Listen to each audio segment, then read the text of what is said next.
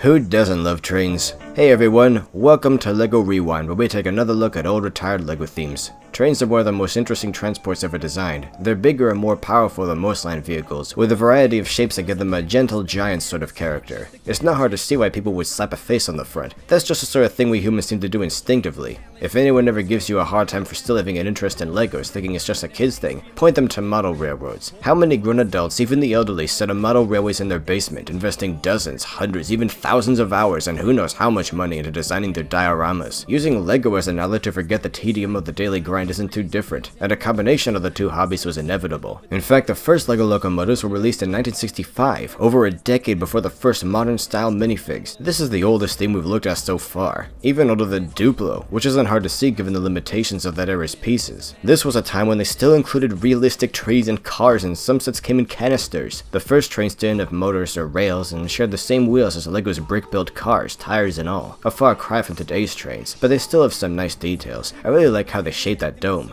I didn't know those slow pieces were that old. The next trains were really just a motor with a few pieces stacked around to dress them up. They got the point across. The earliest tracks were interesting, each rail being a separate piece laid over sleepers. And this admittedly makes the tracks kinda flimsy and easy to lose. But given how light and small the early trains were, these likely weren't made to bear terribly heavy loads. It was more of an experiment at that point. It didn't take long for more types of track and other accessories to come out, or for the Locos to get a little more realistic. I mean, it took a few years, but that was pretty standard in those older, slower days. This Loco reminds me of a mallet, or mallet, a type of duplex. That's an engine with a second set of cylinders and driving wheels. The earliest trains used hooked couplings, but it wasn't long, again relatively speaking, before they used magnets, which would see action for about 40 years. You may have also noticed some of the wheels have teeth, which lock into teeth on the tracks. These wheels were faced off for normal ones with less traction, any motorized engine's driving wheels boasting rubber tires for that, but it would be decades before these toothed rails would be replaced with smooth ones. We saw some decent rolling stock, other types of locomotives. That passenger coach is looking pretty fancy. Once this theme started to evolve, there was no stopping it. Trains exploded in the 70s. I can only imagine how happy kids were to find these under a Christmas tree. This one's kinda cute. They actually gave it pistons.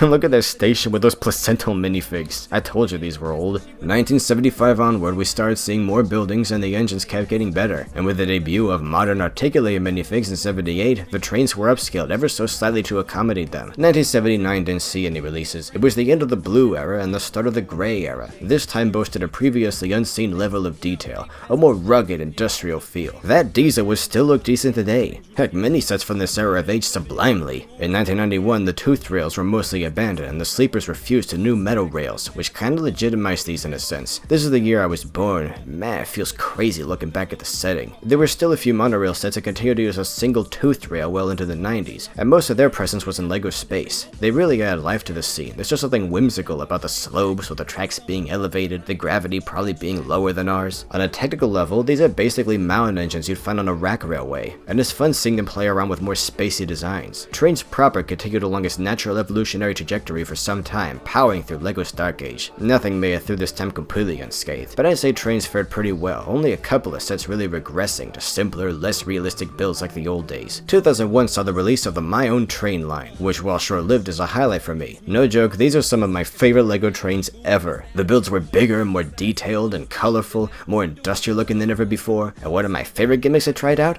Color packs. If you wanted to give your own train a different flavor, you could buy a separate pack of green, brown, black, dark gray, or blue pieces. Or you could just order the entire Loco with any color you want, I think. I love this idea. It's something I've wanted LEGO to try out with construction lines like Bionicle, but even in terms of just bricks, I appreciate when they do this sort of thing. My Own Train is exactly that. It was special. Come to think of it, that build also kinda reminds me of a duplex. Despite not having that wide a lineup, these would be re-released in some form over the next few years. And I can't forget the Hogwarts Express, which I must have taken apart and rebuilt over a dozen times. It wasn't the best build, not even as good as My Own Train, but it still has a special spot in my heart. I like this tank engine in the factory line. The shape of the funnel, the more rounded roof, the cylinders, the pistons. That's a ton of little things that were missing in other Steam Locos. This is also when LEGO started recreating real engines like the Chief. It was quickly becoming a golden era for LEGO/train enthusiasts alike, but this era came to an abrupt abrupt stop in 2006. Things really slowed down after this and never quite recovered. Like many unabsorbed thing, trains became a part of the city line. The tracks were replaced with a non-electric, less expensive type, and the new trains had infrared motors, which caused people a lot of annoyance as you'd have to point at the trains just right to get them to respond. We were back to only a few trains per year, and not even every year. In fact, we just came back from a 3-year gap with no trains whatsoever. Still, these sets are nice. While I may not like that they're mostly diesels, I understand the need to fit them in a modern contemporary setting, and they do look good, even if they aren't the most accurate.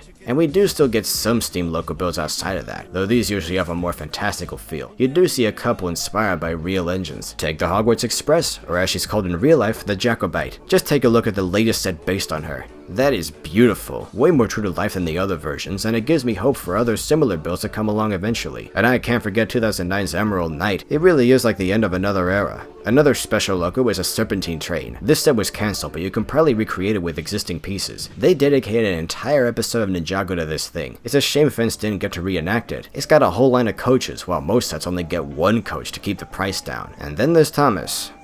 That was a thing for a while. Going back to City, the functions are better too. They don't do that cumbersome infrared thing anymore. LEGO's doing a good job keeping up with today's technology, updating their electronics to integrate in more practical ways. I don't like to talk about the prices of trains. With all the bells and whistles, they are on average much more expensive than most sets, but some are better priced than others. You just gotta look at what you're getting. I love seeing some of the layouts people like Zhang have made. It's a testament to the long-term viability of the theme, and hopefully it won't be another 3 years before we see another train. Maybe they could become a more general thing in some other lines with a more absurdist aesthetic, like LEGO's cars and mechs. But that's it for today. We're all caught up on this front. You can find these old sets on Bricklink down below. If you want to support my work, please consider my graphic novels, available on Kindle and print. If you're short on money, you can read an older draft of the first volume for free. Special thanks to M&R Productions for the shoutout in their recent Q&A video. Every bit to spread the word helps. My next upload will be the Sonic Mania review people have waited for like a year. But in the next rewind, we're broadening our horizons with the Discovery line. Toodles! This is the Lego train starting to roll, but mine is the driver, it's out of control. First it's a shunter, then it's a freighter, changing again a few moments later. Out of the kitchen and off like a flash, if it doesn't slow down, it's going to crash. But down at the docks, they have what it takes to get on the train and put on the brakes. It safely arrives at its destination, ending the trip at the mainline station. New Lego train. The fun just keeps building.